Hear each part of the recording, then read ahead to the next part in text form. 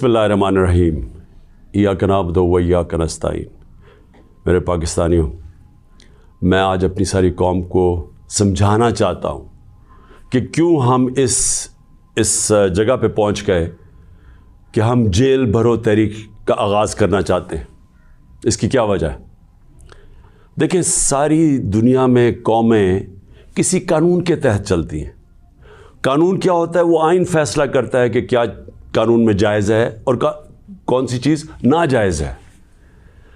जब से ये इम्पोर्टेड हुकूमत आई है, इस मुल्क के आइन और कानून की धज्जियाँ उड़ाई गई हैं।